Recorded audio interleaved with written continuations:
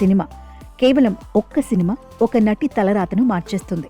నీ కన్ను నీలి సముద్రం అంటూ కుర్రకారు గుండెల్లో అలజడి సృష్టించిన బేబమ్మ గుర్తుందిగా.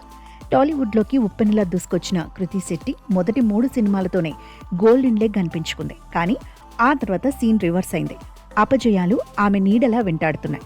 వరుస అవకాశాల నుంచి ఒక్కసారిగా తెలుగులో కనుమరుగైపోయింది.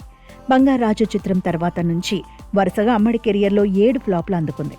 ఒక విధంగా కృతి శెట్టికి ఇది పెద్ద పరీక్షే. ఒక క్రేజీ హీరోయిన్ కెరియర్లో ఇలాంటి వరుస ఫ్లాప్లు మామూలు విషయం కాదు.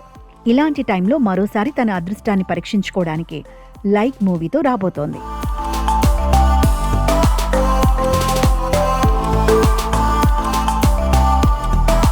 కృతి శెట్టి కెరియర్ గ్రాఫ్ చూస్తే ఎవరికైనా ఆశ్చర్యం కలగక మానదు. మెగా మేనల్లుడు వైష్ణవ్ తేజ్తో ఒప్పెన, నానితో శ్యామ్ సింగరాయ్, నాగ చైతన్యతో బంగారాజు, ఇలా బ్యాక్ టు బ్యాక్ 3 హిట్లు కొట్టి ఇండస్ట్రీని షేక్ చేసింది. ఆ సమయంలో కృతి కాల్ షీట్ల కోసం నిర్మాతలు క్యూ కట్టారు. ప్రతి ఒక్కరికి తెలిసిన విషయం ఏమిటంటే అప్పట్లో ఆమె నెక్స్ట్ సూపర్ స్టార్ అని అంతా ఫిక్స్ అయ్యారు. కానీ అప్పుడే అసలు కష్టాలు మొదలయ్యాయి. వరుసగా ది వారియర్, మాచర్ల నియోజకవర్గం, ఆ అమ్మాయి గురించి మీకు చెప్పాలి, కస్టడీ, ఇలా ఏ సినిమా చేసినా బాక్సాఫీస్ వద్ద బోల్తా పడుతూనే వచ్చింది.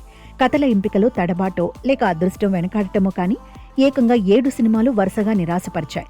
మధ్యలో ఏఆర్ఎం చిత్రం మలయాళంలో మంచి విజయం సాధించినా తెలుగులో మాత్రం కృతికి ఆశించిన గుర్తింపు రాలేదు. దీంతో టాలీవుడ్లో ఈ ముద్దుగుమ్మ రేస్లో వెనుకపడిపోయింది.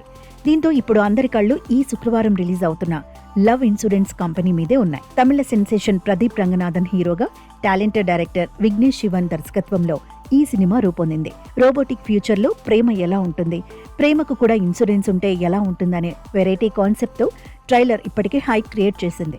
ముఖ్యంగా ప్రదీప్ రంగనాథన్ ప్రస్తుతం వరుస సక్సెస్లతో గోల్డెన్ హ్యాండ్లా మారారు. ఆయనకున్న ఆ క్రేజ్ ఇప్పుడు కృతికి శ్రీరామరక్షగా మారుతుందని ఫ్యాన్స్ నమ్ముతున్నారు. కృతి శెట్టికి ఈ సినిమా ఆమె కెరియర్ను డిసైడ్ చేసే ఒక టర్నింగ్ పాయింట్. అటు తమిళంతో పాటు ఇటు తెలుగులో కూడా ఈ సినిమా ఒకేసారి విడుదలవుతోంది. టాలెంట్ ఉండి కూడా అదృష్టం కలిసి రాని ఈ బేబమ్మకు ప్రదీప్ రంగనాథన్ సక్సెస్ ట్రాక్ ఏమైనా ప్లస్ అవుతుందో లేదో చూడాలి.